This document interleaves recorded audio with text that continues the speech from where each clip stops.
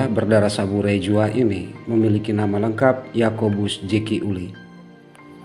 Pada akhir masa karirnya di kepolisian, dia berhasil mencatatkan namanya dalam kepangkatan terakhir sebagai Inspektur Jenderal Purnawirawan Dr. Andus Jeki Uli MH.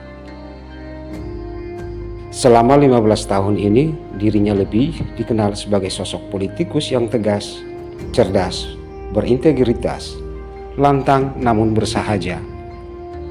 Di bawah naungan Partai Nasional Demokrat, Nasdem, dirinya sukses menjadi anggota DPR RI selama beberapa periode. Berikut ini adalah kisah perjalanan karir dari seorang Jeki Uli yang menapaki tingkat karir kesuksesannya dari anak remaja yang biasa-biasa saja menjadi seorang polisi hingga menjadi anggota parlemen di DPR RI Senayan, Jakarta.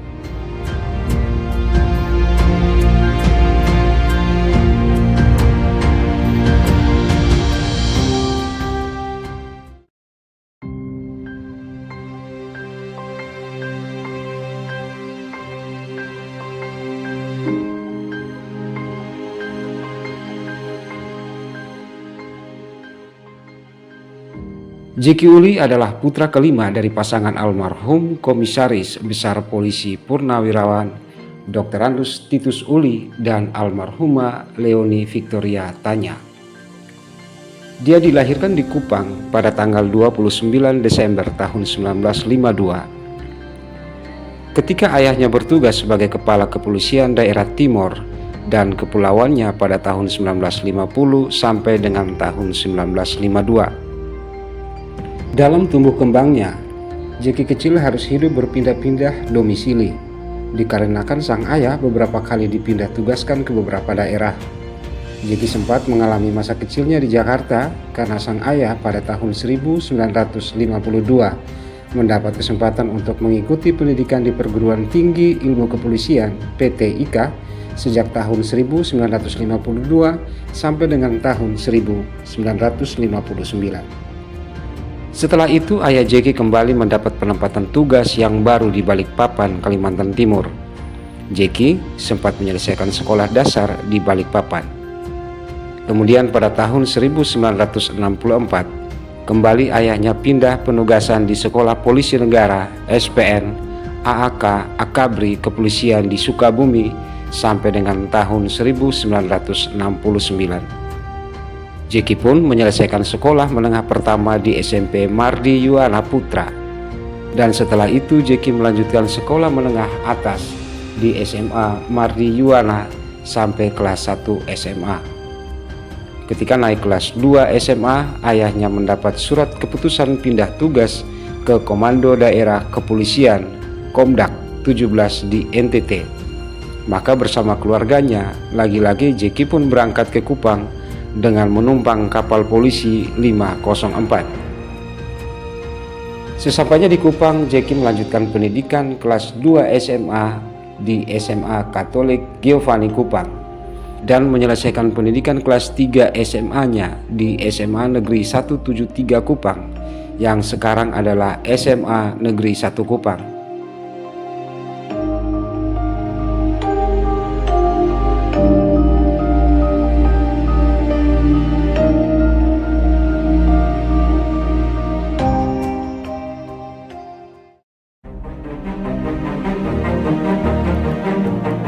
Pada tahun 1971, setamat dari SMA, Jeki pun mendaftar untuk mengikuti testing masuk menjadi calon taruna Akabri Kepolisian di Komando Daerah Kepolisian Komdak 17 NTT, dan ternyata dia berhasil lulus bersama-sama dengan teman akrabnya Yesaya Salean yang kini telah pensiun dengan pangkat Brigadir Jenderal Polisi. Setelah dinyatakan lulus tes, pada Januari tahun 1972, mereka diberangkatkan ke Magelang guna mengikuti pendidikan dasar taruna Akabri 4 Matra angkatan di sana. Setamatnya dari pendidikan Akabri bagian kepolisian, Jeki memilih melanjutkan karir perwira mudanya ke Kesatuan Brigade Mobil atau BRIMOB.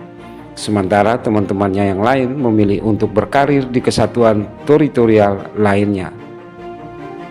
Berikut ini adalah deretan prestasi kinerja, jabatan dan kepangkatan yang berhasil dicapai oleh Jeki Uli yang ia rajut satu demi satu tahapan hingga menjadikannya sebagai Inspektur Jenderal Polisi.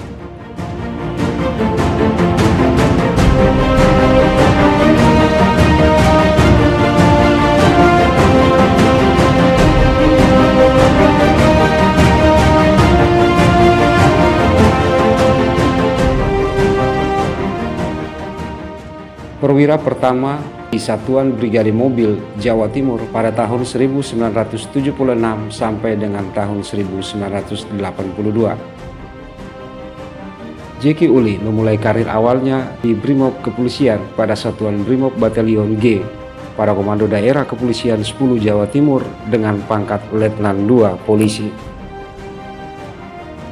Jabatan pertama Jeki pada saat itu adalah sebagai Komandan Peleton Danton 1 Kompi 1 Batalion G Jawa Timur pada tahun 1976 sampai dengan tahun 1978. Belum lama menjalankan tugasnya di Batalion G Jawa Timur, Letnan II Polisi Jeki Uli ditugaskan ke Timor, Portugal pada bulan April tahun 1976 untuk mengikuti pertempuran di Timor, Portugal dalam Operasi Seroja yang terkenal kala itu pada tahun 1976 sampai dengan tahun 1977.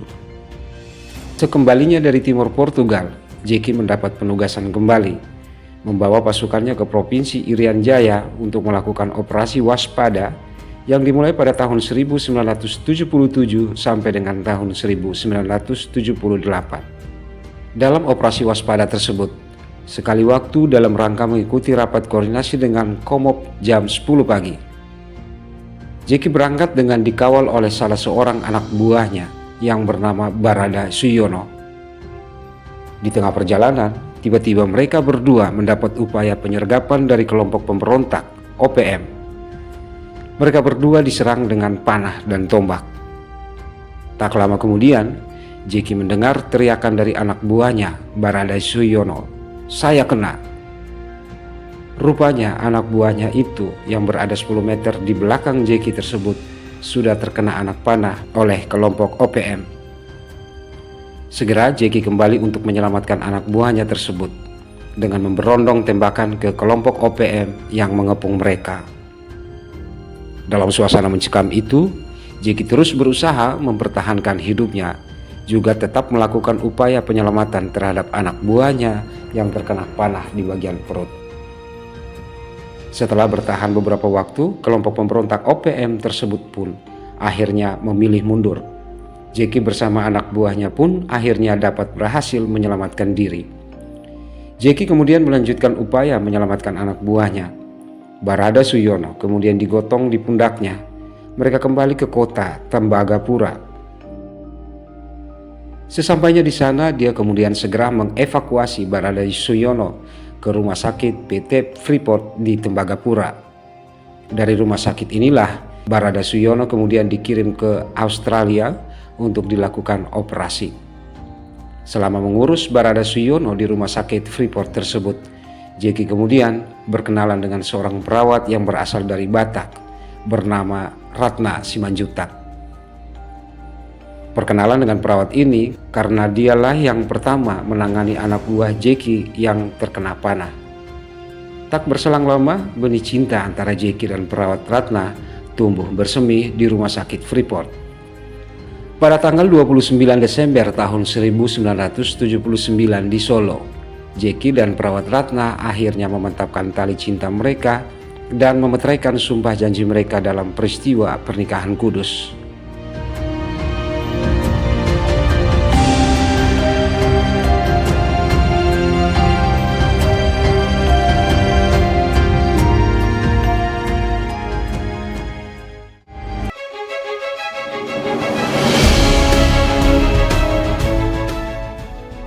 Sekembalinya Jeki dari operasi waspada di Irian Jaya, Jeki mendapatkan kenaikan pangkat menjadi Letnan 1 Polisi dan ditunjuk sebagai Wadanki Kompi 1 Batalion G pada Satuan Brimob Jawa Timur. Pada tahun 1979 sampai dengan tahun 1982, Kembali, Jeki mendapat promosi menjadi Komandan Kompi 1 pada Satuan Demo Pusdik Brimob Porong. Di tahun 1980 sampai dengan tahun 1981, Jeki bersama pasukannya kembali ditugaskan untuk mengikuti Operasi Seroja Apol 7 di Provinsi Timur Timur. Sekembalinya dari Timur Timur, Jeki kemudian mendapat kenaikan pangkat menjadi Kapten Polisi di tahun 1982.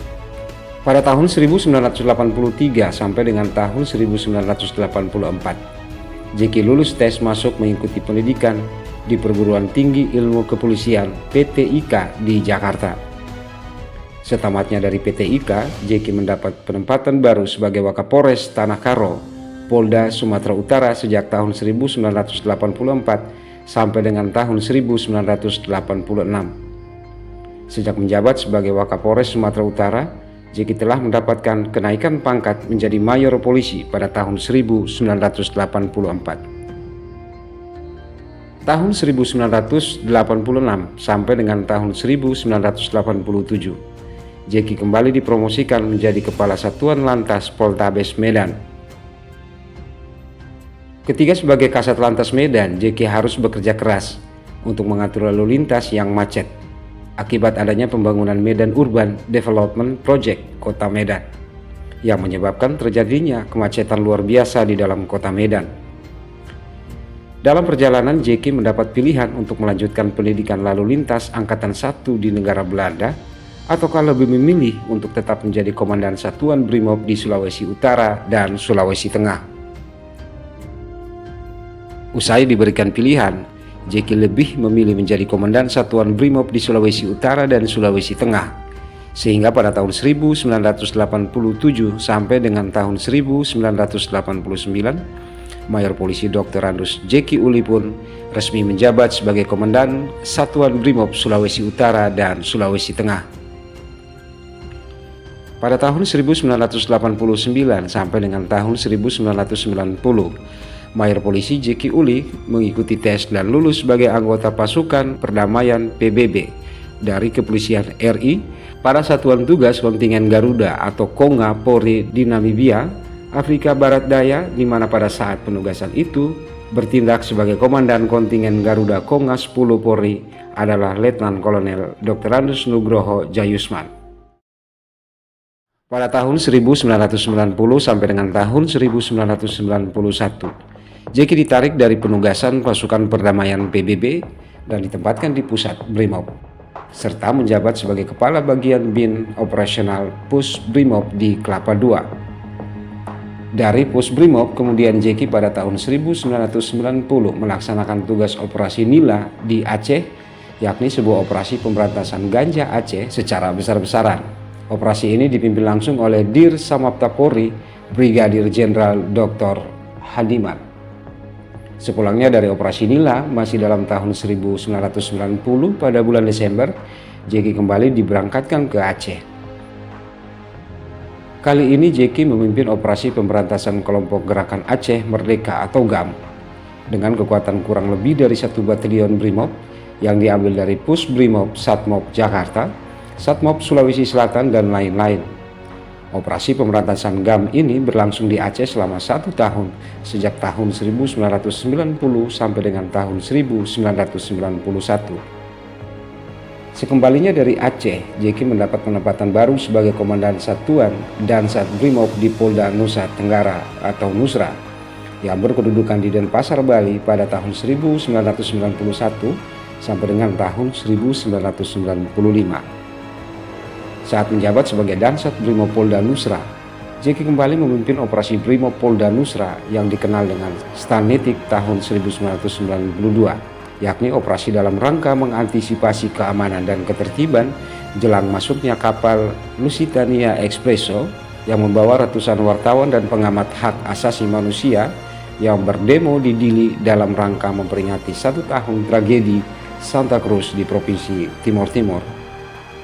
Sepulangnya Jeki dari operasi Stanetik, Jeki pun mendapatkan kenaikan pangkat menjadi Letnan Kolonel Polisi. Pada bulan April tahun 1992, Sekali lagi Jeki dipercayakan melaksanakan misi sebagai pasukan perdamaian PBB di Kamboja pada tahun 1992 sampai dengan tahun 1993. Pada saat itu Jeki dipercayakan sebagai wakil komandan pasukan polisi PBB untuk Indonesia di Kamboja. Dalam misi ini Jeki yang dengan segudang prestasi kemudian dipercayakan sebagai Kapolda PBB di Provinsi Takeo. Sepulangnya dari Kamboja, Jeki mengikuti pendidikan Sespimpol di Krek 30 di Lembang pada tahun 1994 sampai dengan tahun 1995. Setamat dari Sespimpol, Jeki ditempatkan menjadi Komandan Datasemen Gegana Pusbrimob pada tahun 1995 sampai dengan tahun 1997. Pada tanggal 21 Desember tahun 1995, untuk ketiga kalinya, Jeki ditugaskan dalam pasukan polisi perdamaian PBB IFOR di Bosnia Herzegovina pada tahun 1996 sampai dengan tahun 1997. Jeki yang telah berpangkat sebagai Letnan Kolonel Polisi ditunjuk sebagai komandan pasukan di Bosnia Herzegovina. Di sini Jeki menjabat 2 kali sebagai Kapolda PBB, masing-masing di distrik Sarajevo dan distrik Vares. Sepulangnya dari Bosnia, Jeki mendapat kepercayaan menjadi Komandan Resimen 1 Pelopor Korps Brimob di Gedung Halang Bogor pada tahun 1997. Jeki pun mendapat kenaikan pangkat menjadi Kolonel Polisi. Pada periode tahun 1997 sampai dengan tahun 1998, Jeki kembali dipercayakan menjabat sebagai Komandan Resimen Gegana Korps Brimob di Kelapa II, Depok. Pada bulan Februari tahun 1988 terjadilah pergolakan hebat di sebagian wilayah negara Indonesia. Dimulai dari kerusuhan di ND, Kabupaten Flores, kemudian disusul lagi dengan kerusuhan di Medan awal bulan Mei tahun 1998, hingga kerusuhan di Jakarta pada bulan Mei tahun 1998. Jeki kemudian ditugaskan untuk memimpin sendiri pasukan Resimen Gegana untuk meredam dan menyelesaikan kerusuhan tersebut. Pada tahun 1999, Jeki mengikuti pendidikan Lemhanas KRA 32 dan kemudian Jeki mendapat jabatan sebagai Kakorsis Sespimpol pada tahun 1999 sampai dengan tahun 2000. Di saat bersamaan Jeki mendapat tugas sebagai Komandan Satuan untuk melaksanakan tugas pelucutan senjata api dari pengungsi ex-Timur Timur di Timor yang diakibatkan karena meninggalnya staf UNHCR di Atambua. Baru 3 bulan Jeki melaksanakan tugas tersebut, datang TR Kapolri yang menunjuk Kolonel Polisi Jeki Uli menjadi Wakil Kepala Polda Sumatera Utara pada bulan Oktober tahun 2000. Berdasarkan jabatan yang diembannya, Jeki pun mendapat kenaikan pangkat menjadi Brigadir Jenderal Polisi. Jabatan Wakapolda Sumut ini hanya dijabat selama 3 bulan, namun Jeki masih sempat mengamankan serta menangani kasus bom Natal di Sumatera Utara, khususnya di Kota Medan. Pada tanggal 21 Januari tahun 2001, Jeki dipercayakan menjadi Kapolda NTT, menggantikan Brigjen Polisi Made Mangku Pastika yang diorbitkan naik pangkat menjadi Irjen Polisi menjadi Kapolda Papua. Jeki pun mulai menjabat sebagai Kapolda NTT pada tahun 2001 sampai dengan tahun 2003. Dalam jabatannya, Jeki mampu menekan kenakalan-kenakalan pemuda di Kota Kupang. Dia membangun pos-pos polisi di daerah-daerah rawan di Kota Kupang. Dia juga menyelesaikan kasus penyerangan Mako Polres Manggarai yang disebabkan oleh kasus sengketa tanah di Manggarai. Demikian juga dengan kasus kerusuhan di mana terjadinya bentrok antara masyarakat dengan aparat kepolisian di Larantuka, Flores Timur. Jeki dalam jabatannya sebagai Kapolda pun dapat menuntaskan kerusuhan yang diakibatkan pertikaian antara penduduk lokal dengan pengungsi ex-Timur Timur di Kabupaten Kupang serta pelucutan senjata ex-pengungsi Timur Timur. Di tangannya pun dia menekan kasus imigran gelap ke Australia melalui NTT. Dia pun melakukan pembicaraan maupun kerjasama dengan negara Timor Leste dalam rangka pemulangan ex-pengungsi Timur Timur ke negara Timor Leste. Jeki bersama-sama Wakapolda saat itu Kolonel Polisi Dr. Randus Gorismere Mereka berdua mampu untuk memperjuangkan putra-putri NTT untuk menjadi anggota polisi. Hampir 90% perekrutan polisi Tamtama, Bintara maupun Akpol terdiri dari putra-putri daerah asal NTT. Pada tahun 2003 sampai dengan tahun 2006, JK mendapat mutasi memasuki lembaga pendidikan Polri, atau tepatnya ditunjuk menjadi Kepala Selapak Lemdik Polri di Ciputat, Jakarta.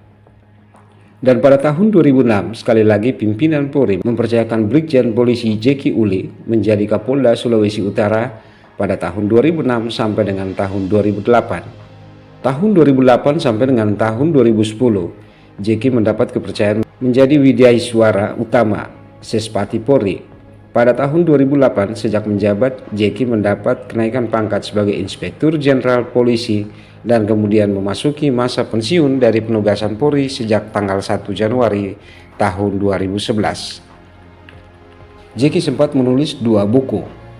Buku yang pertama berjudul Money Laundering yang diterbitkan pada tahun 2007. Buku ini ditulis oleh JK Uli dan Dr. Bernard Tanya, SH, MH. Buku kedua berjudul Polisi di Wilayah Konflik, Challenge and Uncertainty tahun 2012. Buku ini ditulis oleh JK Uli dan diedit oleh Apollonius Rohi.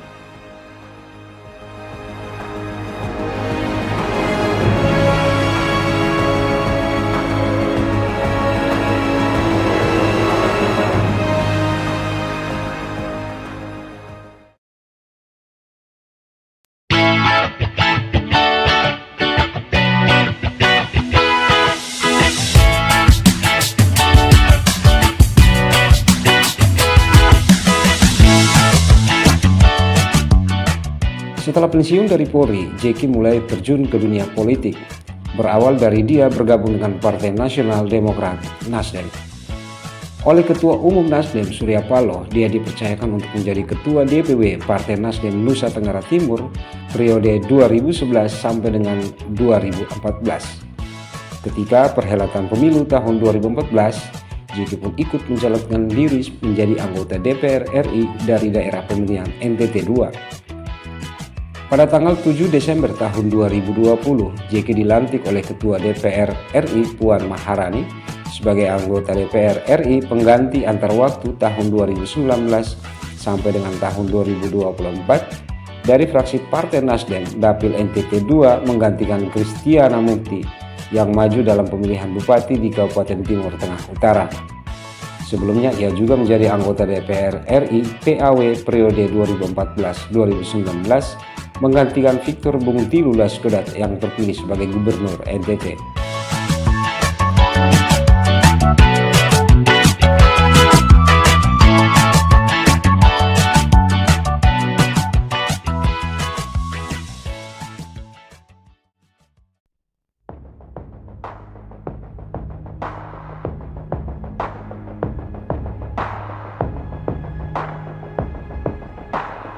JK menikah dengan Ratna Simanjuntak di Solo pada tanggal 29 Desember tahun 1979. Dari pernikahan tersebut dianugerahi seorang putra bernama Titus Yudo Uli.